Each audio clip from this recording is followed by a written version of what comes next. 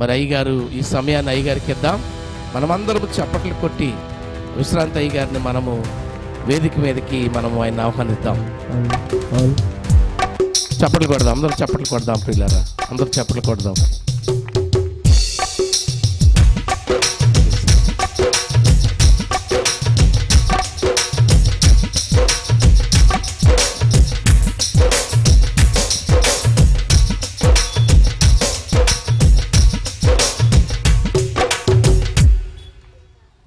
Okay, ఈ సమయాన్ని విశ్రాంతి అయ్య గారికి ఇస్తున్నాం. చప్పట్లు కొడదాం.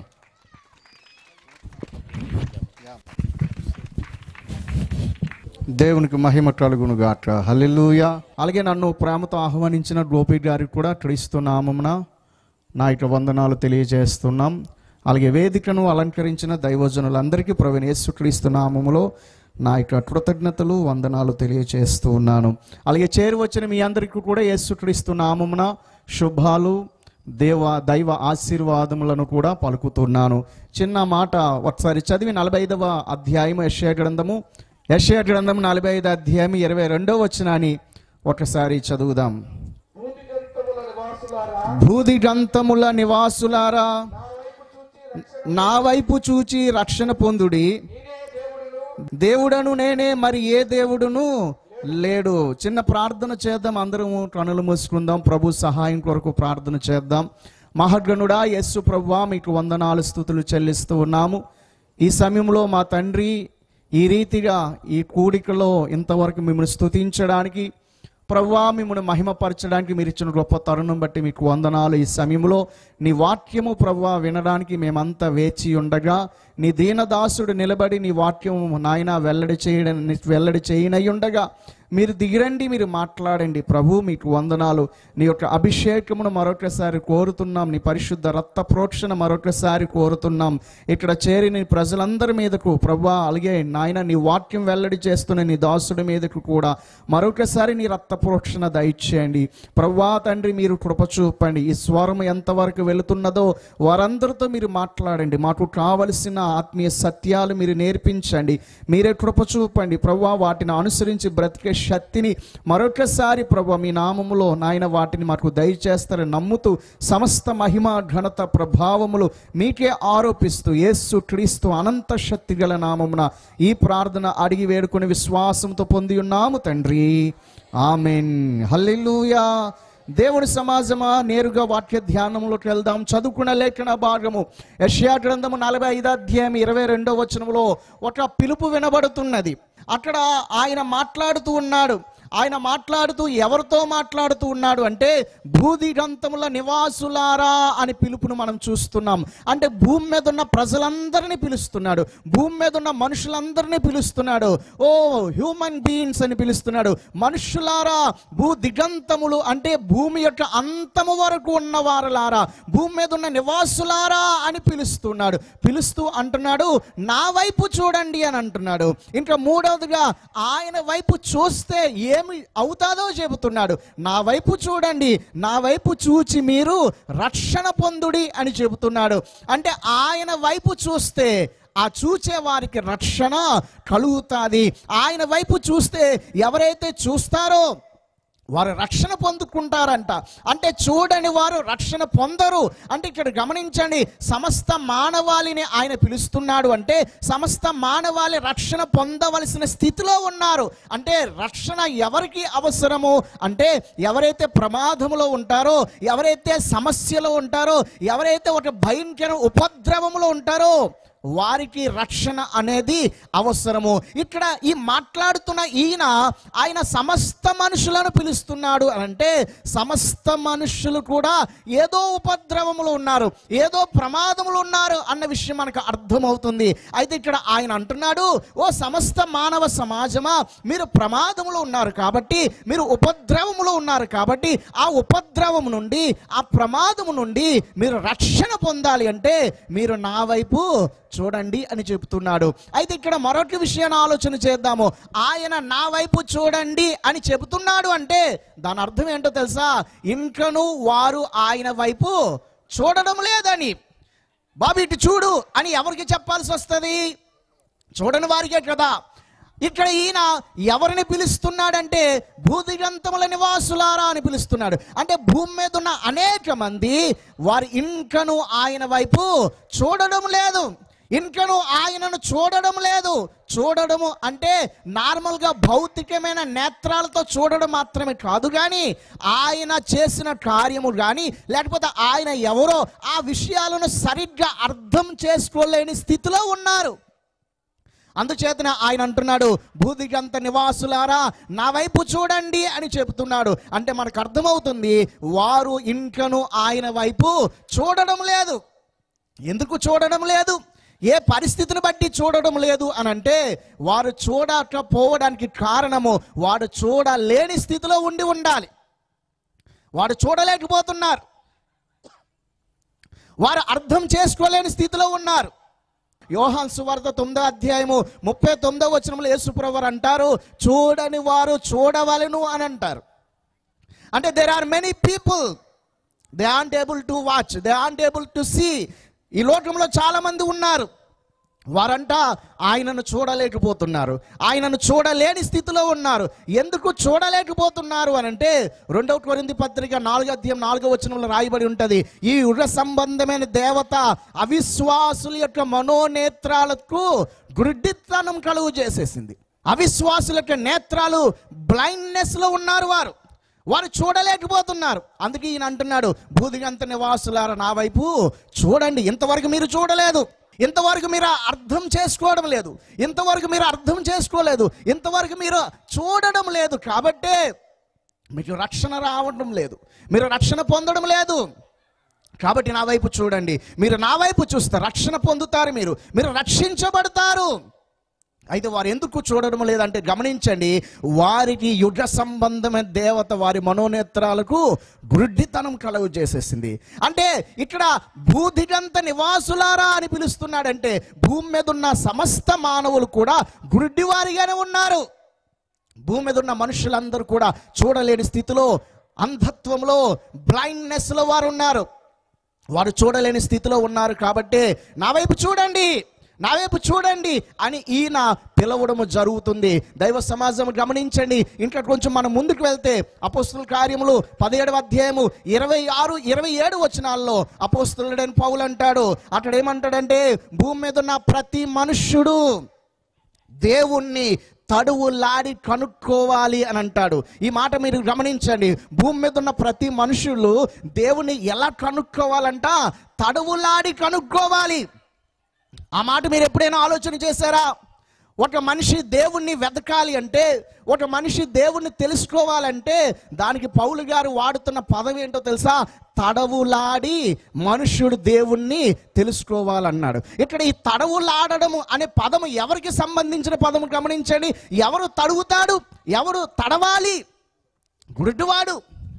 ఇక్కడ భూమి మీద ఉన్న మనుషులందరూ కూడా దేవుణ్ణి తెలుసుకోవాలంటే వారు దేవుని తడువులాడి తెలుసుకోవాలంటున్నాడంటే దేవుని దృష్టిలో, దేవుని విషయంలో భూమి మీద ఉన్న ప్రతి మనిషి కూడా ఎలా ఉన్నాడు? గుడ్డివాడిగా ఉన్నాడు. All are blind people. అందరూ గుడ్డిగానే ఉన్నారు. కాబట్టే వారు ఇప్పుడు తడవాలి, వారు ఇప్పుడు గుడ్డిగా ఉన్నారు. కాబట్టే వారు చూడలేని స్థితిలో ఉన్నారు, వారికి అర్థం కావడం లేదు. అందుచేత ఆయన అంటున్నాడు, నా వైపు చూడండి, నా వైపు చూడండి, నా వైపు చూస్తే మీకు రక్షణ కలుగుతుంది, నా వైపు చూడండి, మీరు రక్షించబడతారు. ఎంతకాలం ఇంకా అజ్ఞానములు ఉంటారు, ఎంతకాలం ఇంకా మీరు గుడ్డివారికి ఉంటారు, ఎంతకాలం చూడలేని స్థితిలో ఉంటారు. ఓ చూడలేని మనుషులారా మీరు చూడాలి, మీరు చూడాలి, నా వైపు చూడండి అని ఆయన ఆక్రందన చేస్తున్నాడు. ఆయన మాట్లాడుతున్నాడు, దేవుడను నేనే, మరి ఏ దేవుడును లేడు, నేనే దేవుడను, నా వైపు చూస్తే మీకు రక్షణ కలుగుతుంది. ఇంతవరకు మీరు బ్లైండ్లో ఉండిపోయారు, ఆ యొక్క గుడ్డితనంలో, అంధత్వంలో ఉండిపోయారు. ఇప్పుడైనా నా వైపు చూడండి. ఆయన పిలుస్తున్నాడు. గమనించండి దేవుడు సమాజమా, ఇది బైబిల్ మనకు నేర్పిస్తున్న విషయం. బైబిల్లో కనబడుతున్న సత్యదేవుని యొక్క ఆక్రందన మనకు కనబడుతుంది. His calling everybody. ఆయన పిలుస్తున్నాడు అందరినీ, నా వైపు చూడండి. ఎంతకాలం ఇంకా అంధత్వంలో, గుడ్డితనంలో ఎంతకాలం ఉంటారు? నా వైపు చూస్తే మీరు రక్షణ పొందుతారు. అయితే ఈ విషయాలు మనం ఆలోచన చేస్తే, ఈ విషయాలు బైబిల్లో కనబడుతున్న ఇదే విషయాలు. అనేక మంది మహర్షులు కూడా తెలియజేశారు. అనేక మంది మహర్షులు కూడా ఇదే విషయాన్ని ఆక్రందన చేయడం మనం చూస్తాము. భారతదేశంలో ఒక శ్లోకం మనకు కనబడుతుంది. ఆ శ్లోకంలో ఈ విధంగా రాయబడి ఉంటుంది: తమసోమ జ్యోతిర్గమయ, అసతోమ సద్గమయ, తమసోమ జ్యోతిర్గమయ, మృత్యోర్మ అమృతాంగమయ, ఓం శాంతి శాంతి శాంతి అనే ఒక ప్రార్థన కనబడుతున్నది. There is a great prayer, ఒక గొప్ప ప్రార్థన కనబడుతుంది. ఆ ప్రార్థనలో మహర్షులు అంటున్నారు తమసోమ జ్యోతిర్గమయ అంటే, తమస్సోమ జ్యోతిర్గమయ అంటే తమస్సులో ఉన్నాము. తమస్సు అంటే చీకటి. We are in the blindness, we are in the darkness. మేము చీకటిలో ఉన్నాము. చీకటి అంటే అర్థము చూడలేని పరిస్థితి. గమనించండి, మనము ఏదైనా చూడాలి అంటే రెండు అవసరం. మనం ఏదైనా చూడాలంటే రెండు అవసరం. ఏంటా రెండు? ఒకటి, మన కంటికి చూపు ఉండాలి, అవునా కదా? మనకేముండాలి? చూపు ఉండాలి, అంటే కళ్ళు బాగుండాలి. రెండవది ఏంటి అవసరం? లైట్ అవసరం, వెలుగు అవసరం. ఇప్పుడు కళ్ళు బాగానే ఉన్నాయి, చీకటి రూమ్లో ఏమైనా కనబడతాయా? వదినా ఏమి కనబడట్లేదు అని అంటే, ఏరా నీ కళ్ళు కనబడట్లేదా అంటే, నా కళ్ళు బాగానే ఉన్నాయి, but I cannot see anything because this is the darkest room. ఇది చీకటి కాబట్టి నేను చూడలేకపోతున్నాను. అంటే మనం చూడాలి అంటే అక్కడ చీకటి ఉండకూడదు, రెండవదిగా మనకు కళ్ళు చూపు ఉండాలి. ఇవి రెండు ఉంటేనే చూడగలుగుతాం. ఇక్కడ ఏమంటున్నారంటే తమసోమా అని అంటే మేము చీకటిలో ఉన్నాం, అంటే మేము చూడలేకపోతున్నాం. అదే చెప్తుంది బైబిల్. చూడలేని స్థితిలో మానవ సమాజం ఉన్నది, చూడలేని పరిస్థితులలో మానవులు ఉన్నారు. అందుచేతనే సత్యదేవుని చూడలేకపోతున్నారు. అందుచేతనే సత్యదేవుని యొక్క ఆ సత్యాన్ని అర్థం చేసుకోలేకపోతున్నారు. అందుకే సత్యదేవుడు పిలుస్తున్నాడు, భూదిగంత నివాసులారా, ఓ ఒక్కసారి నా వైపు చూడండి. ఇంతవరకు మీరు చూడలేదు కదా, ఇంతవరకు మీరు చూడని స్థితిలో ఉన్నారు కదా, నా వైపు చూస్తే మీకు రక్షణ కలుగుతుంది, నా వైపు మీరు చూస్తే మీరు రక్షించబడతారు అని ఆయన పిలుస్తున్నాడు. గమనించండి, భూమి మీద ఉన్న ప్రతి మనుషుడు కూడా చీకటిలో చూడలేని స్థితిలో ఉన్నారు. అయితే ఈ చీకటిలో ఉన్నవారు, ఈ చూడలేని స్థితిలో ఉన్నవారు, వారు సత్యదేవుని చూస్తే వారు రక్షించబడతారు. అయితే ఇక్కడ గమనించండి, ఆయనను చూస్తే రక్షణ పొందుతామని చెప్తుంది కదా బైబిలు. ఆయనను చూడడం అంటే ఏమిటి? ఏం చూడాలి ఆయనలో? ఏ కార్యం చూస్తే మనకు రక్షణ కలుగుతుంది అని అంటే, అపోస్తలుడైన పౌలు అంటాడు గలతీయులకు రాసిన పత్రిక 3వ అధ్యాయం 1వ వచనంలో, సిలువ వేయబడినట్టుగా యేసు మీ కన్నుల ఎదుట ప్రదర్శింపబడిను కదా అని అంటాడు. గలతీ పత్రిక 3వ అధ్యాయం 1వ వచనము, ఓ అవివేకులైన గలతీయులారా, మిమ్మును ఎవడు భ్రమ పెట్టెను? సిలువ వేయబడినట్టుగా యేసు మీ కన్నుల ఎదుట ప్రదర్శింపబడ్డాడు కదా. అంటే యేసు క్రీస్తును గలతీయుల కన్నుల ఎదుట అపోస్తలుడైన పౌలు ఎలా ప్రదర్శించాడు, ఎలా చూపించాడంటే, క్రూసిఫైడ్ జీసస్ క్రైస్ట్ అంటే సిలువ వేయబడిన యేసును వారు చూచారు. ఎప్పుడు రక్షణ వస్తుందో తెలుసా? ఒక మనిషికి, ఒక వ్యక్తి ఎప్పుడు రక్షణ పొందుతాడు తెలుసా? సిలువ వేయబడిన యేసును చూచినప్పుడు. అందరూ చెప్పండి, ఎవరిని చూచినప్పుడు రక్షణ వస్తుంది? సిలువ వేయబడిన యేసు. అందరూ ఒకసారి బిగ్గరగా చెప్దామా? ఏ యేసు? సిలువ వేయబడిన యేసు. హల్లెలూయా. రెండు చేతులు పైకెత్తి దేవుని స్తుతిద్దాం. హల్లెలూయా. సో సిలువ వేయబడిన యేసును చూచినప్పుడు మాత్రమే రక్షణ కలుగుతుంది. అందుకని అంటున్నాడు గలతీ పత్రికలో. అలాగే 1 కొరింథీ పత్రిక 1వ అధ్యాయము 23వ వచనంలో అపోస్తలుడైన పౌలు చెప్తాడు, 18వ వచనంలో చెబుతాడు, మేము సిలువ వేయబడిన క్రీస్తును ప్రకటించుచున్నాము అంటాడు. సిలువ వేయబడిన క్రీస్తు ప్రకటించబడుతున్నాడు. ఎందుకనంటే సిలువ వేయబడిన క్రీస్తును చూస్తేనే రక్షణ. అందరి బిగ్గరగా దేవుని స్తుతిద్దాం. హల్లెలూయా. సిలువ వేయబడిన క్రీస్తును చూడాలి లోకం. నా వైపు చూచి రక్షణ పొందండి అని అంటే ఏం చూడాలో తెలుసా? సిలువ వేయబడిన యేసుక్రీస్తును చూడాలి. సిలువలో మరణించిన యేసుక్రీస్తును చూడాలి. ఆ సిలువ వేయబడిన యేసుక్రీస్తును చూచినప్పుడే మానవ జాతికి రక్షణ కలుగుతుంది, మానవులు రక్షించబడతారు. ఆ సిలువ వేయబడిన యేసుక్రీస్తుని కోసం అపోస్తలుడైన పౌలు అంటున్నాడు, మేము సిలువ వేయబడిన యేసును మేము ప్రకటిస్తున్నాము. అంతేకాదు, ఇంకా ఏమి చూస్తే మానవులకి రక్షణ వస్తుంది తెలుసా? మత్తయి సువార్త 28వ అధ్యాయము 6-7 వచనాలు చదువుదాం. The gospel of Matthew chapter 28 verse 6 and 7. Can anybody read it fast? ఆయన ఇక్కడ లేడు, తాను చెప్పినట్లే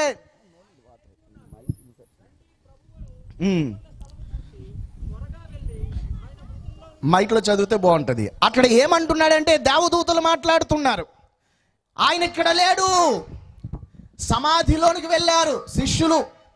యేసుక్రీస్తు ప్రభువారిని వెతకడానికి, యేసుక్రీస్తు ప్రభువారిని కనుగొనడానికి ఈ రోజు కూడా చాలా మంది మన క్రైస్తవులు సమాధుల యొద్దకు వెళ్తారు. ఎందుకంటే టుడే ఇస్ రిజరక్షన్ డే, యేసుక్రీస్తు పునరుద్ధానుడైన రోజు కాబట్టి ఇప్పటికీ చాలా మంది కొన్ని సంఘాలలో సమాధుల తోటకు, బరియల్ గ్రౌండ్స్కి వెళ్ళి అక్కడ క్యాండిల్స్ పెట్టడమో, లేకపోతే వారి యొక్క పూర్వీకులు ఎవరైతే చనిపోయి ఉన్నారో వారి సమాధులను అలంకరించడమో ఏవో చేస్తుంటారు. అది తప్పని నేను చెప్పడం లేదు, అలా చేయమని కూడా నేను చెప్పడం లేదు. ఇక్కడ ఒక విషయం, అక్కడికి వెళ్ళి పూజలు, అక్కడికి వెళ్ళి ఏవైనా ఈ యొక్క ఆచారబద్ధమైనవి చేస్తే ఉపయోగం లేదు. అయితే అక్కడికి ఎందుకు వెళ్ళాలి, ఎందుకు వెళ్తున్నారు, వెళ్తున్న వారిలో ఉన్న ఒక్క న్యాయం ఏంటో తెలుసా? ఈ సమాధులు రేపొద్దున తెరవబడబోతున్నాయి. హల్లెలూయా.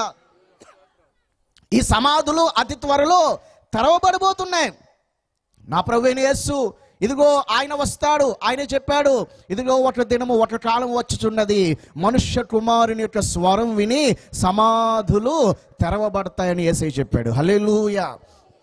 కాబట్టి ఈ సమాధుల యొద్దకు వెళ్ళి, ఇదిగో మా తాతగారు లేకపోతే మా పూర్వీకులు, మా యొక్క తండ్రి గారు వారు చనిపోయారు క్రీస్తులో, వారు మృతి పొందారు, కానీ రేపొద్దున ఈ సమాధి తెరవబడబోతుంది. ఎందుకనంటే నా యేసు సమాధి ఆల్రెడీ తెరవబడింది. హల్లెలూయా. ఆయన మరణంలో నుంచి లేచాడు గనుకనే ఆయన యందు మృతి పొందిన వారి సమాధులు కూడా తెరవబడతాయి అనే ఆ యొక్క విశ్వాసమును బట్టి వెళ్తే పర్వాలేదు. అంతే తప్ప ఆ సమాధులలో ఆనాడు శిష్యులు వెళ్ళారు కదా కాబట్టి మేము వెళ్తాం అనుకుంటే అది ఏమాత్రం సరైన విధానం కాదు. ఎందుకనంటే ఆనాడు శిష్యులు వెళ్ళి అక్కడ వెతుక్కుంటే అప్పుడే వారికే చెప్పారు, అయ్యో సజీవుడైన వాణిని మీరు మృతులలో ఎందుకు వెతుకుతున్నారు? ఆయన సజీవుడు, ఆయన మృతుడు కాడు. ఆయన మరణమును జయించి లేచాడు గనుక మీరు మరలా ఈ మృతుల లోకానికి, ఈ బరియల్ గ్రౌండ్కి ఎందుకు వచ్చారు? మీరు మరలా పట్టణంలోకి వెళ్ళిపోండి అని శిష్యులకు దేవదూతలు చెప్పడం మనం చూస్తాము. అయితే ఇక్కడ ఈ సందర్భం సమాధులకు వెళ్ళడం అనే సందర్భాన్ని పక్కన పెట్టి మనం ఆలోచన చేస్తే అక్కడ దేవదూత చెప్పిన ఆ మాటని నేను మీకు పరిచయం చేస్తున్నాను. దేవదూత ఏం చెప్తున్నాడు ఒకసారి చదువుదామా? మత్తయి 28:6-7 వచనాలు.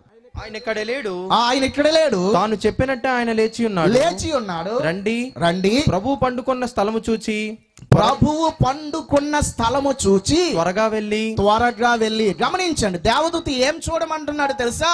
రండి లోపలికి వచ్చి ఎక్కడైతే ప్రభుని సమాధి చేశారో, ఎక్కడైతే ప్రభుని పడుకోబెట్టారో ఆ యొక్క స్థలాన్ని చూడండి. అయితే ఇప్పుడు ఆ స్థలం ఖాళీగా ఉన్నది. హల్లెలూయా. ఇప్పుడు అది ఖాళీ అయిపోయినది. ఖాళీ సమాధిని చూడమంటున్నాడు. ఖాళీ సమాధి దేనికి సాదృశ్యం అంటే యేసుక్రీస్తు పునరుద్ధానానికి సాదృశ్యము. అంటే ఆయన మరణించి మరణమును జయించి లేచాడు, దానిని మీరు చూడమని చెబుతున్నాడు. హల్లెలూయా. ఒక మనిషికి రక్షణ ఎప్పుడు కలుగుతుంది తెలుసా? ఒక మనిషి యేసుక్రీస్తు సిలువను చూచినప్పుడు రక్షణ కలుగుతుంది.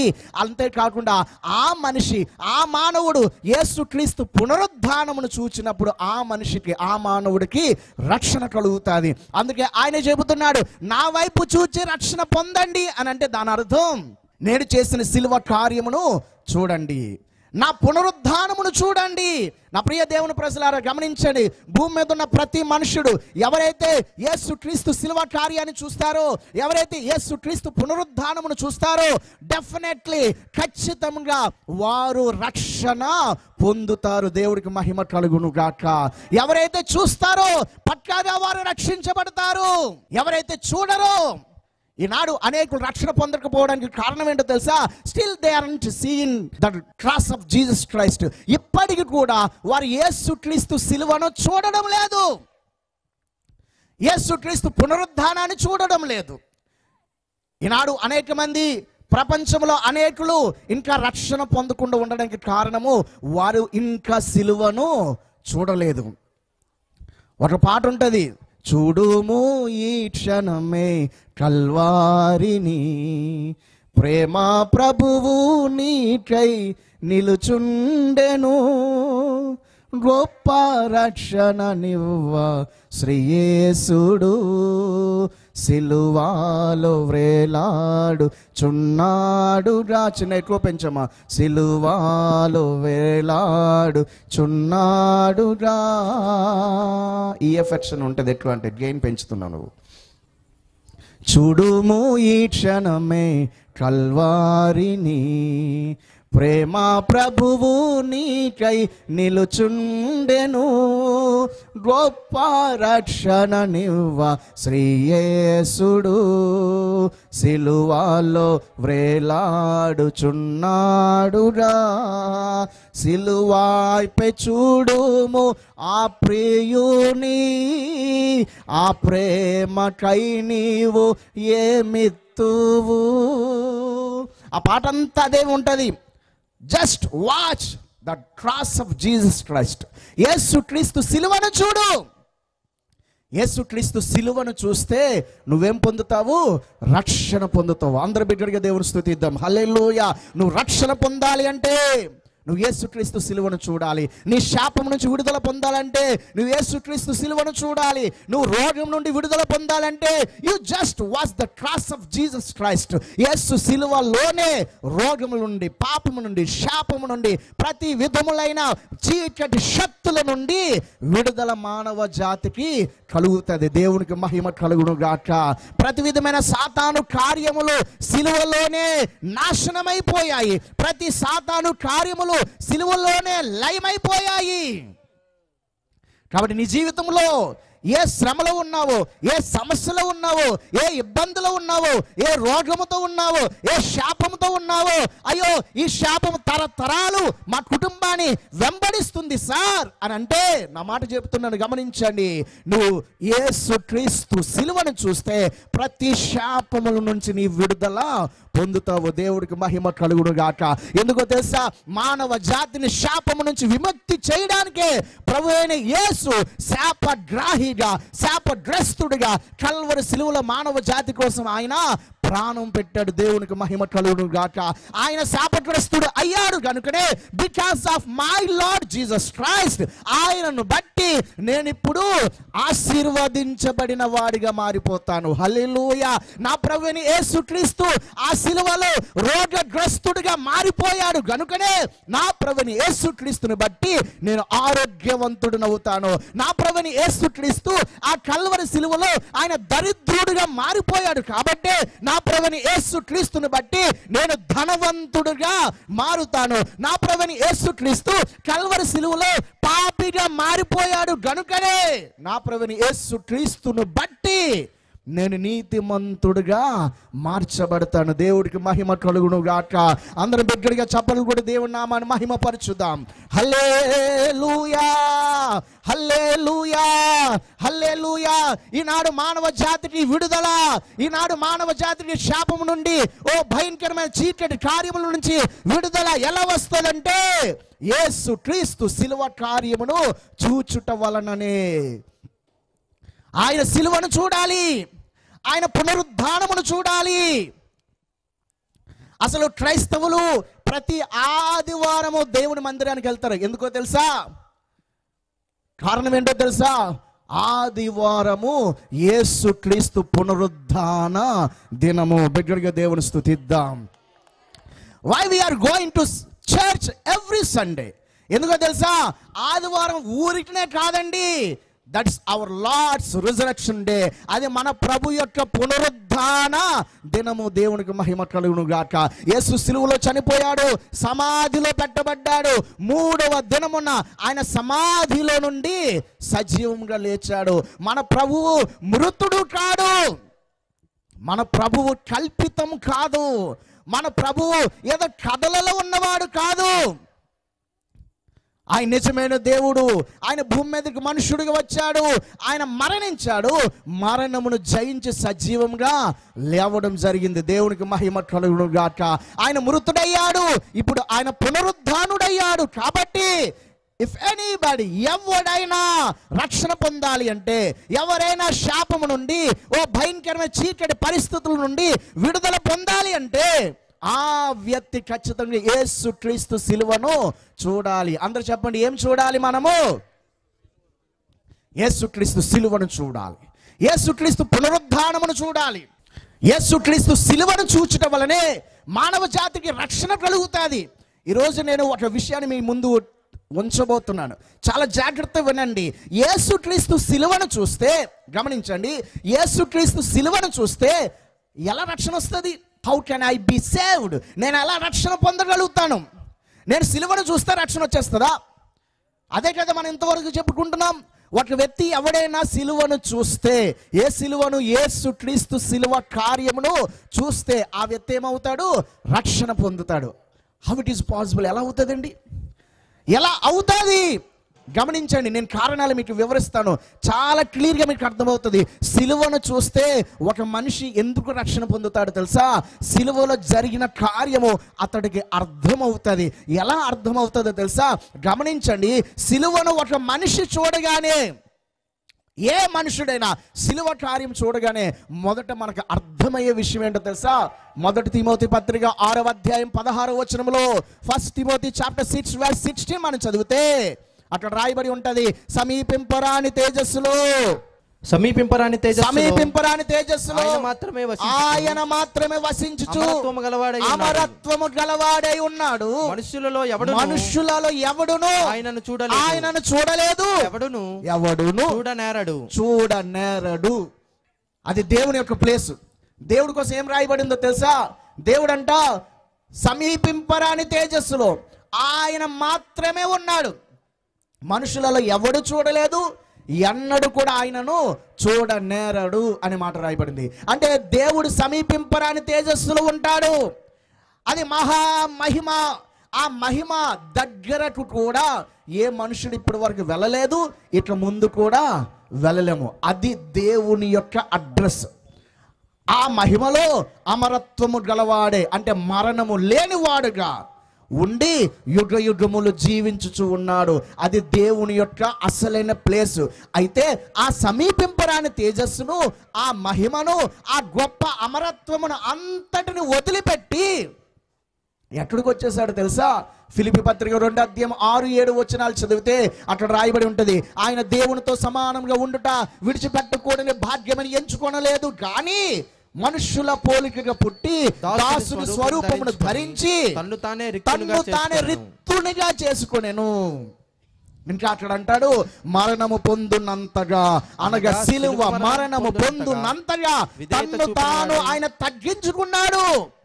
మహామహిమ కలిగిన ప్రదేశం నుంచి ఏమి లేని రిత్తుడు, అంటే ఏమి లేనివాడు, ఏమి లేనివాడుగా, ఒక మనుష్యుడుగా, దాసుని స్వరూపము, ఇంకా సిలువ మరణము పొందునంతగా తన్ను తాను తగ్గించుకొని వచ్చేశాడు. సిలువలో ఏం జరిగిందో తెలుసా? మహాదేవుడు మహిమంతటిని విడిచిపెట్టి ఒక మట్టి లోకంలో ఒక మామూలు మనుష్యుడిగా వచ్చేశాడు. సింపుల్గా మీకు చెప్తాను, సాధారణంగా ఇలాంటి మీటింగ్స్కి మనం వెళ్తుంటాం. ముందెలగానే మనకి చైర్ ఉంటుంది, చైర్లో కూర్చుని పోతాం. ఈ లోపల ఆ ముందున ఖాళీ ప్లేస్ ఉంటుంది కిందన కూర్చోవడానికి కొంతమందికి. కానీ మ్యాక్సిమం ఫస్ట్ వెళ్ళిన వాళ్ళంతా ఎక్కడ కూర్చుంటారు? చైర్లోనూ కూర్చుని పోతాం. ఇంతలో స్టేజ్ మీద దైవజనులు వస్తారు, వచ్చి అమ్మా కొంచెం కొంతమంది ఎవరైనా లేచి ముందుకు వచ్చి కూర్చుని పోండి, చాలామంది జనం వచ్చారు, చాలామంది నిలబడిపోయారు కాబట్టి కొంతమంది ఎవరైనా సమర్పించుకొని ముందుకు వచ్చి కిందను కూర్చోండి అని అంటే ఎంతమంది త్వరగా లేస్తారండి? మొదట వెనక్కి వస్తారు, ఆడలేస్తాడా ఈడలేస్తాడని. ఎందుకో తెలుసా? We don't want to lose our plastic chair. మన ఏ కుర్చీది? ప్లాస్టిక్ కుర్చీనే మనం వదిలిపెట్టడానికి మనకు మనస్సు వస్తుందా? క్లియర్గా చెప్పండి, వస్తుందా? మేము ముందొచ్చి కూర్చున్నాం, మేమెందుకు వదిలేలే. అయినా అది మన సొంత కుర్చీ కూడా కాదు. మహా అయితే 2 గంటలు కూర్చొని ఈ ప్లాస్టిక్ కుర్చీని వదిలి కాసేపు ఆ కిందను కూర్చోవడానికి మనకే మనసు ఒప్పదు. నేనెందుకు వెళ్ళాలి? ఒకవేళ అమ్మా నువ్వు వచ్చి కింద కూర్చో అన్నాడు అనుకో పాస్టర్ గారు, ఈ పాస్టర్ నాకేసే చూపించి చెప్తున్నాడు అంటే మనం ఒక ప్లాస్టిక్ కుర్చీనే వదిలి ఒక 2 గంటలు లేకపోతే 1 గంట కింద కూర్చోవడానికి మనకే మనసు ఇష్టపడదు కదా. యేసయ్య ఏం విడిచిపెట్టాడు తెలుసా? మహామహిమ కలిగిన సింహాసనాన్ని విడిచిపెట్టి ఈ మట్టి లోకానికి వచ్చేసాడు. బిగ్గరగా దేవుని స్తుతిద్దాం, చప్పట్లు కూడా దేవుని మహిమపరచుదాం. మహిమ కలిగిన సింహాసనాన్ని విడిచిపెట్టేశాడు. ఎక్కడికి వచ్చాడు తెలుసా? పశువుల తొట్టిలో పడుకున్నాడండి. ఒక పేదోడైనా, ఒక రిక్షావాడైనా, ఒక కూలి పని చేసుకున్నవాడైనా వాడికి కొడుకో కూతురో పడితే పశువుల తొట్టిలో పడుకోబెడతాడండి. చెయ్యమే, మనకున్నా లేకపోయినా ఏదో మంచి ఊయాల, మంచి బెడ్ ఏదో కొని పెడతామే, పడుకోబెడతామే. కానీ ప్రభువైన యేసుక్రీస్తుకి పడుకోబెట్టడానికి సత్రములో చోటు లేదు. పశువుల తొట్టిలో ఆయన పడుకున్నాడు. కారణం ఏంటో తెలుసా? ఆయన మనందరి నిమిత్తము ఆయన దరిద్రుడిగా ఈ లోకానికి వచ్చేసాడు. మన భారతదేశంలో ఒక మాట చెప్తారు, ఓం శ్రీ దరిద్ర నారాయణ నమః అని అంటారు. అంటే నారాయణుడు దరిద్రుడిగా రావాలి. విశ్వ చరిత్రలో దరిద్రుడిగా వచ్చిన వాడు ఎవరో కాదు, మన ప్రభువైన యేసుక్రీస్తు. దేవుని స్తుతిద్దాం, హల్లెలూయా. తన్ను తాను తగ్గించుకున్నాడు. శిలువ మరణము నార్మల్ విషయం కాదు. 6 గంటలు 3 మ్రేకుల మీద వేలాడాలి. 2 చేతులు ఇలా లాగేస్తుంటే శరీరం అంతా గాయాలు, నిలువెల్ల గాయాలు. ఈ చెంపలు ఊడబెరికేశారు. ఓ శరీరం అంతా దున్నబడింది, రక్తం కారుతున్నది. 2 చేతులు విపరీతంగా లాగేసి ఉన్నాయి. ఎప్పుడైతే ఈ 2 చేతులు ఇలా లాగేస్తారో ఈ రిప్ కేజ్ ఉంటుంది కదా, మనకు ఏమంటారు ఎముకల గూడు అంట. ఈ రిప్ కేజ్ ఇలా దగ్గరికి అయిపోతుంది. ఆ రిప్ కేజ్ దగ్గర అయిపోవడం వల్ల బ్రీతింగ్ తీసుకునే లంగ్స్ దగ్గరికి కుచించుకుపోతాయి. అప్పుడు వాళ్ళు బ్రీతింగ్ తీసుకోలేరు. మనం సిలువ దృశ్యాన్ని మనం చూస్తే ఏ సినిమాలోనైనా, లేకపోతే ప్యాషన్ ఆఫ్ ద క్రైస్త్ కానీ, లేకపోతే కరుణామయుడు, అందులో చాలా తక్కువ % చూపిస్తారు. ఎందుకంటే సిలువలో యేసు ప్రభు పడిన యాతన మన కళ్ళతో చూడలేము. ఎందుకంటే 2 చేతులు వేలాడి తీసేశారు. ఒక మేక మీద కాళ్ళు, ఇంకా బ్రీతింగ్ అందట్లేదు యేసు ప్రభు వారికి. ఆ భయంకర పరిస్థితిలో ఆ మనిషి ఎవరైనా బ్రీతింగ్ తీసుకోవడానికి ఏమవుతాడో తెలుసా? ఆ యొక్క స్కాలర్స్, సైంటిస్టులు, డాక్టర్స్ చెబుతున్నారు, అలా వేలాడుతున్నప్పుడు ఆయన నార్మల్గా ఇలా అంత సైలెన్స్లో ఉండలేడండి. ఆ బ్రీతింగ్ అందక మీరు కరోనా టైంలో చూసుంటారు. కరోనా టైంలో ఎవరైనా చచ్చిపోతున్నప్పుడు ఆ బ్రీతింగ్ ఆడనప్పుడు ఆ చివరి క్షణాల్లో వారు ఊపిరి తీసుకోవడానికి వారు చాలా ప్రయత్నిస్తారు. అలాగే యేసుప్రభు వారికి 2 చేతులు మ్రేకుల మీద వేలాడుతున్నప్పుడు బ్రీతింగ్ అందట్లేదు. ఆ టైంలో యేసుప్రభు వారు పైకి కిందకి గిలగిల కొట్టుకునే పరిస్థితి వస్తుంది. ఎందుకంటే బ్రీతింగ్ అందట్లేదు, ఇలా అవుతాడు. ఆ సన్నివేశాన్ని ఊహిస్తేనే ఇట్స్ వెరీ హారబుల్, చాలా వేదనకరమైన పరిస్థితి. అంత వేదనకరమైన పరిస్థితిని యేసు ఎందుకు అనుభవించావు? యేసు, నువ్వు మహిమ కలిగిన దేవుడు కదా. ఓ తండ్రి కుడిపార్శ్వమున ఓ ఎవడును సమీపింపరాని తేజస్సులో నీవు మాత్రమే ఆ మహిమలో ఉండేవాడు కదా. నువ్వు అమరుడివి కదా, అంటే మరణమే లేని దేవుడు కదా. ఎందుకయ్యా ఇంత దారుణమైన పరిస్థితులకు వచ్చేసావు అనంటే ఆయన అంటాడు, దేవుడు లోకమును ఎంతో ప్రేమించను. బిగ్గరగా దేవుని స్తుతిద్దాం. That is only reason. అదే కారణము ఎందుకు యేసు సిలువలో చనిపోయాడో తెలుసా? That's his love. అది ఆయన ప్రేమ నీ పట్ల. సిలువను చూస్తే ఎందుకు రక్షణ వస్తుందో తెలుసా? సిలువను చూచిన ప్రతి ఒక్కడికి దేవుడు ఆ వ్యక్తిని ఎంత ప్రేమించాడో అర్థమైపోతుందండి. సిలువను చూచు కొలది శిల సమానమైన మనసు కరిగి నలిగి నీరగుచున్నది రా. సిలువే నాశరా నాయనురా. సిలువయందే ముక్తి బలము జూచితిరా. సిలువే నాశరా నాయనురా. సిలువను చూస్తే ఎంత కఠినమైన మనసైనా, రాయి లాంటి మనసైనా కరిగిపోతుంది. కారణం ఏంటో తెలుసా? సిలువలో దేవుని ప్రేమ అర్థమవుతుంది. అందరూ చెప్పండి, సిలువలో ఏం కనబడుతుంది? దేవుని ప్రేమ కనబడుతుంది. అరే, నా ప్రభు నా కోసం ఎంత వేదన అనుభవించాడు. ఆ ప్రేమను చూడగానే ఖచ్చితంగా అతనికి యేసు క్రీస్తును అంగీకరించాలి అని మారు మనసు ఆటోమేటిక్గా వస్తుంది. బిడ్డగా దేవుని స్తుతిద్దాం. అందుచేతనే అతడు రక్షించబడతాడు. సిలువను చూస్తే ఎందుకు రక్షణ కలుగుతుందో తెలుసా? సిలువలో క్రీస్తు ప్రేమ కనబడుతుంది. That is the first reason.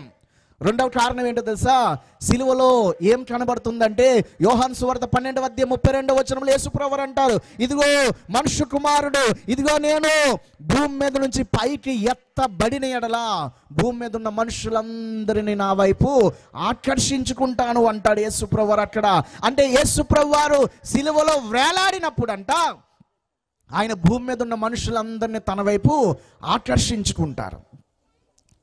యేసు సిలువలో వేలాడితే భూమి మీద ఉన్న మనుషులందరూ ఆయన వైపు ఎలా ఆకర్షించబడతారు, ఎలా వస్తారో తెలుసా? సిలువలో యేసు మరణించుట ద్వారానే యేసే నిజమైన దేవుడు అని రుజువు అవుతుంది. గమనించండి, సిలువను చూడగానే దేవుని ప్రేమ కనబడుతుంది. సిలువను చూడగానే ఆయనే నిజమైన దేవుడు అని అర్థమవుతుంది. ఇప్పుడు ఒక చిన్న చంటి బాబు ఇక్కడ ఉన్నాడు అనుకోండి, చంటి పిల్లాడు, వాడు ఏడుస్తున్నాడు అనుకోండి, వాడు వచ్చాడు ఇక్కడ కూర్చున్నాడు, ఆడుకుంటున్నాడు, మీరందరూ అలా చూస్తారు, ఎవడరా అబ్బాయి అని చూస్తారు. వాడెవడో మనకు తెలీదు, వాళ్ళ అమ్మ తెలీదు, వాళ్ళ నాన్న తెలీదు. ఈ లోపల ఆ బిడ్డ ఏడుస్తున్నాడు అనుకోండి, అంతలో అక్కడ నుండి ఎవరో ఒక ఆమె లేచొచ్చి ఆ బిడ్డను తీసుకుని వెళ్తుంది. అప్పుడు ఏమర్థమవుతుంది? ఆ బిడ్డ యొక్క తల్లి ఆమె. ఎందుకనంటే ఆ బిడ్డ యొక్క బాధ ఎవరికి అర్థమవుతుందో తెలుసా? ఆ బిడ్డ యొక్క తల్లికే. పాలు ఇచ్చే తల్లులు ఆ బిడ్డకు ఏదైనా అనారోగ్యం వస్తే తల్లికి, నువ్వెందుకు పలానా తిన్నావా, నువ్వు ఇది తినడం మానే, నువ్వు పచ్చం ఉండట్లేదు అని చెప్తారు. చెప్పరా? ఆ బిడ్డకు ఆరోగ్యం రావాలంటే ఎవరు పత్యం ఉండాలి, ఎవరు పత్యం ఉండాలి, ఎవరు నోటిని కట్టుకోవాలి? వాళ్ళ అమ్మమ్మ కట్టుకుంటూ అవుతుందా? చెప్పాలి. మీ ఊర్లో అవుతుందా? వాళ్ళ నాన్నమ్మ కట్టుకుంటూ అవుతుందా? ఊర్లో ఇంకెవరు కట్టుకుంటూ అవ్వదు. ఆ బిడ్డ బాగుపడాలి అంటే ఆ బిడ్డ కోసం ఆ తల్లే నోటిని కట్టుకోవాలి, ఆ తల్లే కష్టపడాలి. అంటే ఆ బిడ్డ కోసం తల్లికే బాధ ఉంటుంది. ఇప్పుడు సమస్త మానవ జాతి కోసము ప్రాణం పెట్టినంతగా బాధపడినోడు ఎవడండి? వేరే ఎవరిని నొట్టుని చూపించండి. Is there another person? మానవ జాతి కోసం, మానవుల కొరకు అంత యాతన పడిన వాడు యేసు కాకుండా వేరే వాడు ఎవడని ఉంటే చూపించండి. యేసే నా దేవుడు, నా తండ్రి, నా తల్లి అని ఎందుకు అంటున్నాను తెలుసా? నా కోసం అంతగా బాధపడినోడు నా ప్రభువైన యేసు మాత్రమే. అందుకే యేసయ్యే నిజమైన దేవుడు. దేవుడికి మహిమ కలుగును గాక. సిలువ చూస్తే ఏమర్థమవుతుందో తెలుసా? నిజంగా చెప్తున్నానండి, ఆయనే మా నాన్న, ఆయనే మా అమ్మ, యేసే నా అమ్మ, యేసే నా నాన్న, యేసే నా దేవుడు, యేసే మానవ జాతి అందరికీ యేసే దేవుడు. ఎందుకో తెలుసా? మానవ జాతి కోసం అంత యాతన పడిన వాడు నజరేయుడైన యేసుక్రీస్తు మాత్రమే. ఇప్పుడు బిడ్డలుగా చప్పట్లు కూడా దేవుని మహింపరచుదా. హల్లెలూయా. సిలువను చూడండి. సిలువను చూస్తే రక్షణ ఎందుకో తెలుసా? సిలువలో దేవుడు ప్రేమ కనబడుతుంది. రెండవదిగా సిలువలో ఆయనే నిజమైన దేవుడు అని రుజువు కనబడుతుంది. ఏవో కళ్ళబొల్లి మాటలు మనం ఏం చెప్పనవసరం లేదు. యేసే దేవుడు అని చెప్పడానికి రుజువు ఏంటో తెలుసా? ఆయనే నా కోసం ప్రాణము పెట్టేశాడు. ఇంకెవడు కూడా నా కోసం ప్రాణం పెట్టలేదు. నిజంగా నా తల్లి అయితే, నిజంగా నా తండ్రి అయితే, నిజంగా నా నాన్న అయితే నా కోసము వాళ్ళెవరైనా ప్రాణము పెట్టి ఉండాలి. కానీ ప్రపంచ చరిత్రలో, విశ్వ చరిత్రలో నజరేయుడని యేసుక్రీస్తు తప్ప ఇంకెవ్వరు కూడా మన కోసం ప్రాణము పెట్టలేదు. అందుకే యేసే నిజమైన దేవుడు. హల్లెలూయా, హల్లెలూయా, హల్లెలూయా. యేసు మానవ జాతి కొరకు ఆయన ప్రాణం పెట్టాడు. అది సిలువలో మనకు కనబడుతుంది. సిలువలో ఏం కనబడుతుందంటే, సిలువలో దేవుని ప్రేమ కనబడుతుంది. సిలువలో ఆయనే మన దేవుడు అనే రుజువు కనబడుతుంది. మూడవదిగా సిలువలో ప్రవచనాల నెరవేర్పు కనబడుతుంది. ఆదికాండం 3వ అధ్యాయం 15వ వచనం మొదలుకొని ప్రవక్తలందరూ ప్రవచిస్తూనే ఉన్నారు. ఇదిగో యాగ పశువు వస్తాడు, ఇదిగో బలి పశువు వస్తాడు, ఇదిగో మన నిమిత్తము యాగమయ్యే యజ్ఞమయ్యే ఒక ఆయన వస్తాడు, ఆయన బలి యజ్ఞము అవుతాడు, యాగం అవుతాడు. యెషయా గ్రంథం 53వ అధ్యాయంలో ఉంటుంది. అనేక గ్రంథాలన్నీ ఘోషిస్తున్నాయి. ఇదిగో మెస్సియ వస్తాడు, క్రీస్తు వస్తాడు, క్రీస్తు వస్తాడు, మానవ జాతి కోసం యజ్ఞం అవుతాడు, యాగం అవుతాడు అని బైబిల్ అంతటా ప్రవచనాలే. Not only in the Bible, బైబిల్లో మాత్రం కాదు, ప్రపంచంలో అనేక గ్రంథాలు చదివితే, ప్రపంచంలో అనేక మతాలు చదివితే ఆ మత గ్రంథాలలో రాయబడి ఉంటుంది, దేవుడికి మనకు మధ్యలో యజ్ఞము జరగాలి, దేవుడికి మానవారికి మధ్యలో బలి జరగాలి అని ప్రపంచంలో ఉన్న అన్ని మతాలు నమ్మాయి. ప్రపంచంలో ఉన్న అన్ని మతాలు నమ్మాయి. బలి జరగకపోతే దేవుడికి మానవ జాతికి మధ్యలో సమాధానము రాదు అని అన్ని మతాలు నమ్మే. కావాలంటే మీరు గమనించండి, ఎక్కడైనా దేవుడి వద్దకు వెళ్ళినప్పుడు పోతులను బలులిస్తారు, మేకలను బలులిస్తారు, కోళ్ళను బలులిస్తారు. ఎందుకు ఇస్తున్నారు? ఎందుకు ఇస్తున్నారు అని అంటే దేర్ ఇస్ ఎ కాన్సెప్ట్. ఒక కాన్సెప్ట్ ఉంది, దేవుడిని చేరుకోవాలంటే దేవుడికి మనకు మధ్యలో రక్తం చిందించబడాలి. అందుకే పౌలు అంటాడు హెబ్రీయులకు రాసిన పత్రిక, రక్తం చిందించకుండా పాప క్షమాపణ కలుగదని సామాన్యముగా చెప్పవచ్చు అన్నాడు. అంటే ప్రపంచంలో ఎక్కడికి వెళ్ళినా మీరు వెళ్ళండి, మీరు ప్రపంచంలో అమెరికా వాళ్ళ మతం కోసం చదవండి, లేకపోతే ఈజిప్షియన్స్ నాగరికతను చదవండి, లేకపోతే అరబ్బుల యొక్క నాగరికతను చదవండి, లేకపోతే ఆస్ట్రేలియన్స్ యొక్క సివిలైజేషన్ చదవండి. ప్రపంచంలో ఏ దేశం వెళ్ళినా, అలాగే నా భారతదేశంలోనైనా ప్రాచీన దినాలకు వెళ్ళిపోతే అందరు ఏం నమ్మారో తెలుసా?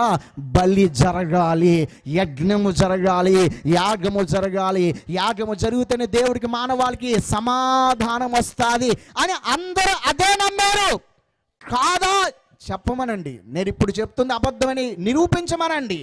ప్రపంచంలో అన్ని దేశాల వారు బలి జరగాలి, బలి జరగాలి, యజ్ఞము రక్తము చిందించబడాలి అని అందరూ నమ్మారు. అయితే ఆ రక్త ప్రోక్షణ, ఆ యజ్ఞమును జరిగించడానికి భూమి మీదకి వచ్చిన ఏకైక దేవుని అవతారము కేవలం నజరేయుడైన యేసుక్రీస్తు మాత్రమే. యేసు మాత్రమే. కాదా చూపించండి. యేసు కాదు, యజ్ఞ పశువు వేరేవాడు ఉన్నాడు చూపించండి. యేసు తప్ప వేరేవాడు యజ్ఞ పశువు కాడు. సిలువలో ఏం జరిగిందంటే, ఈ మహర్షులు, ఈ ప్రవక్తలు, ఈ దీర్ఘదర్శులు, ఈ నీతిమంతులందరూ ప్రవచించిన ఆ ప్రవచనాలన్నీ యేసులోనే నెరవేరాయి. ఇక్కడ విషయం ఏంటో తెలుసా? ఆ ప్రపంచంలో ఉన్న మహర్షుల యొక్క ప్రవచనాలన్నీ ఈయనే ఎందుకు నెరవేర్చాడు అంటే, ఈయనే రాబోయేవాడు కాబట్టి, ఈయన ప్రపంచమంతటి యొక్క యజ్ఞ పశువు కాబట్టి, ఈయన సమాధానకర్త కాబట్టి, ఆయనే మానవ జాతి కోసం కల్వరి సిలువలో యజ్ఞమయ్యాడు. అందుచేతన సిలువను చూస్తే ఇదిగో ఈ ప్రవచనాలన్నిటిని నెరవేర్చిన వాడు ఇతడే అని మనకు చాలా స్పష్టంగా అర్థమవుతుంది. గనుకనే సిలువను చూస్తేనే మానవ జాతికి రక్షణ కలుగుతుంది. దేవుడికి మహిమ కలుగును గాక. హల్లెలూయా. సిలువను చూస్తే సిలువలో దేవుని ప్రేమ కనబడుతుంది, సిలువలో ఆయన నా తండ్రి అని అర్థమవుతుంది, సిలువలో ప్రవచనాల నెరవేర్పు కనబడుతుంది. అంతేకాదు, 4వదిగా సిలువ పునరుద్ధానములో చారిత్రాత్మకమైన ఆధారాలు కనబడుతున్నాయి, అవి రుజువు కనబడుతుంది. అపొస్తలుల కార్యం 1వ అధ్యాయం 3వ వచనం చదివితే, యేసు ఆయన మరణించి లేచిన తర్వాత 40 రోజులు శిష్యులకు కనబడుచు అనేకమైన ప్రమాణములు చూపించాడంట. అంటే అనేకమైన రుజువులు ఇచ్చాడు. ఆయన మరణించి లేచాడు అని అనేకమైన రుజువులు ఇచ్చాడు యేసుప్రభు వారు కళ్ళబొల్లి మాటలు చెప్పేసి ఏదో మోసగించేసేవాడు కాడు, ప్రూఫ్స్ ఇచ్చాడు. యేసు మరణమును జయించి లేచాడు. ఇప్పటికీ మనం వెళ్తే యేసుక్రీస్తు సమాధి ప్రపంచంలోనే ఖాళీగా ఉన్న సమాధి ఎవరిదో తెలుసా? కేవలం ప్రభువైన యేసుదే. ఖాళీ సమాధి అండి. మన తాతల యొక్క సమాధుల దగ్గరికి వెళ్తే ఇప్పటికీ ఉంటే సమాధులు ఉంటాయి, తవ్వితే వారి యొక్క ఆస్తులు ఎముకలు బయటకు వస్తాయి. కానీ యేసుక్రీస్తు సమాధి మాత్రమే it is an empty tomb. అది ఒక ఖాళీ సమాధి. ఎందుకనంటే అక్కడ రాయబడి ఉంటుంది, యేసు నజరేని యేసుని ఇక్కడ సమాధి చేశాం, కానీ ఆయన 3వ దినమున సజీవంగా లేచి వెళ్ళిపోయాడు. బిగ్గరగా దేవుని స్తుతిద్దాం. హల్లెలూయా. యేసు సమాధిలో లేడు. ఇప్పుడు కాదు, 2000 సంవత్సరాల క్రితమే యేసు సజీవంగా మహిమ లోకానికి వెళ్ళిపోయాడు. ఎందుకో తెలుసా? యేసు పునరుద్ధానుడు, మరణమును జయించిన వాడు. ఇది మనం ఎవరో ఏదో నమ్మేసుకుని ఇక్కడ మాట్లాడేసుకోవడం కాదు. ప్రపంచంలో ఉన్న మేధావులందరూ నమ్మారు. ఫ్రాంక్ మోరిసన్ అని ఒక ఆయన ఉండేవాడు.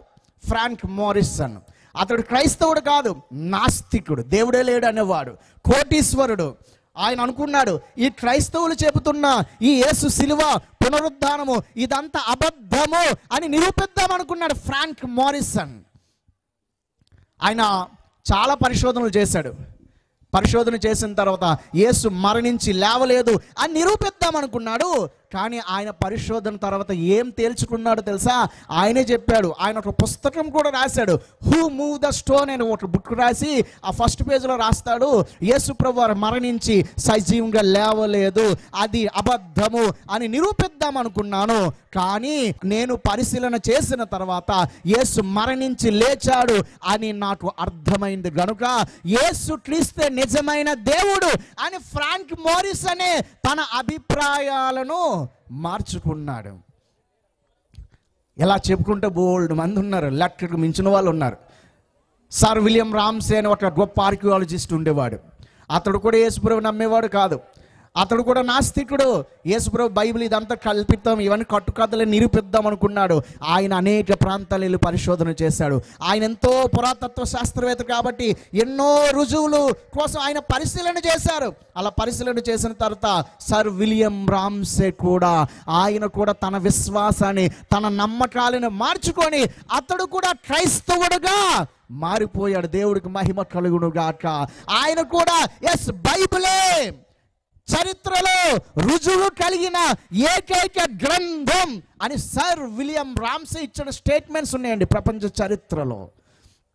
పునరుద్ధానము అనేది రుజువులతో కూడినది, ఇదేవి కట్టు కథలు కాదు.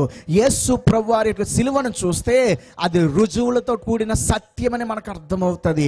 ఇంకా కొంచెం చివరిగా ఆలోచన చేస్తే అక్కడ ఏం కనబడుతుందో తెలుసా?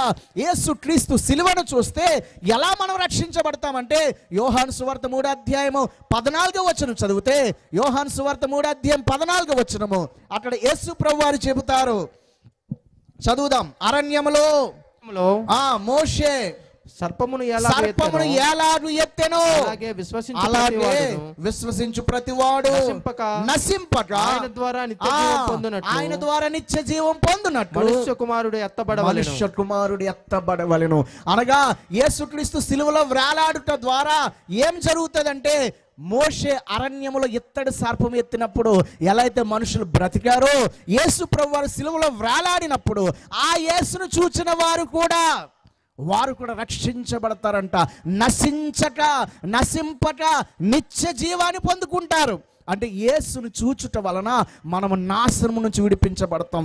యేసును చూచుట వలన పాపము నుంచి విడిపించబడతాం. ఎందుకనంటే యేసు మన పాపములన్నిటిని కల్వరి సిలువలో భరించారు. ఇశ్రాయేలులో ఇత్తడి సర్పమును చూచినప్పుడు వారందరి యొక్క విషమును ఆ ఇత్తడి సర్పము తీసుకున్నట్లుగా వాళ్ళంతా విష విముక్తులై వారంతా బ్రతికినట్లుగా యేసు క్రీస్తు సిలువను చూచిన వారు కూడా వారంతా పాప విముక్తులు అవుతారు. హల్లెలూయా. కాబట్టి యేసు క్రీస్తు సిలువను చూచుట ద్వారా పాప క్షమాపణ కలుగుతుంది. అందుకే ప్రభు చెప్తున్నాడు, భూదిగంత నివాసులారా నా వైపు చూడండి, నా వైపు చూచి రక్షణ పొందండి అని దేవుడు పిలుస్తున్నాడు. సిలువలో మనకు కనబడుతుంది దేవుని ప్రేమ కనబడుతుంది. మహాదేవుడు కానీ తన మహిమంతని విడిచిపెట్టేసి ఈ లోకంలో తక్కువగా, ఒక చిన్నవాడిగా, అల్పుడుగా, ఒక దరిద్రుడిగా ఈ లోకానికి వచ్చేసాడు.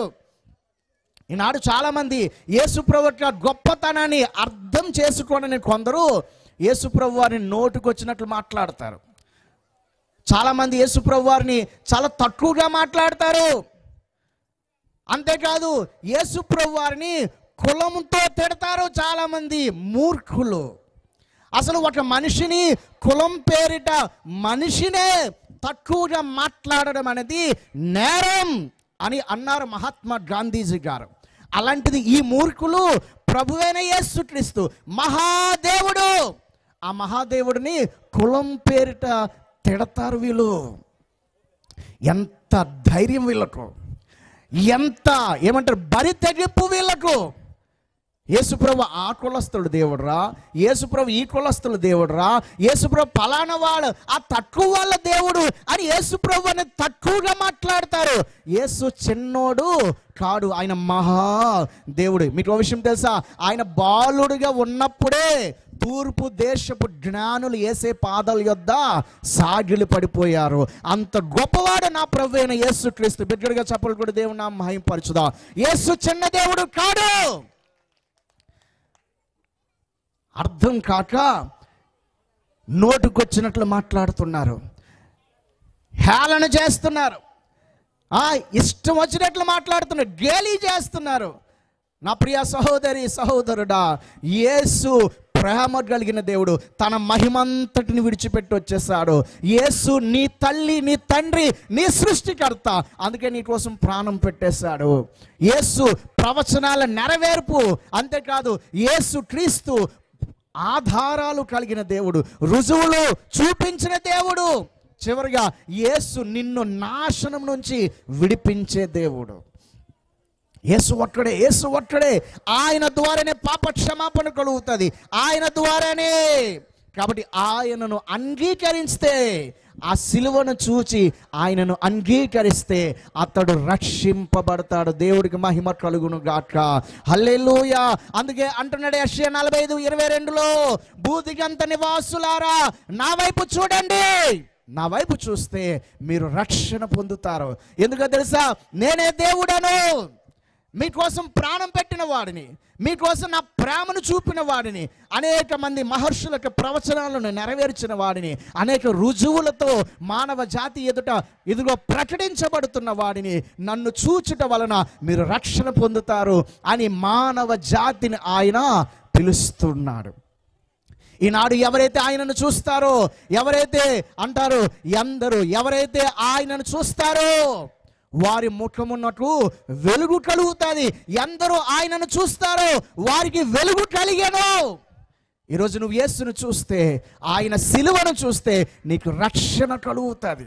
చిమ్ముచున్న దైవ గొర్రె పిల్ల రుధిరము, పిల్ల రుధిరము, గొర్రె పిల్ల రుధిరము, చిమ్ముచున్న దైవ గొర్రె పిల్ల రుధిరము, పిల్ల రుధిరము, గొర్రె పిల్ల రుధిరము, రమ్ము రమ్ము ఉచితము ఈ ముక్తి మోక్షము, రమ్ము రమ్ము ఉచితము ఈ ముక్తి మోక్షము, ముక్తి మోక్షము, ముక్తి మోక్షము, ముక్తి మోక్షము, ముక్తి మోక్షము. పొర్లి పొర్లి పారుతుంది కరుణ నది, కల్లార్థము యేసురార్థము, యేసురార్థము.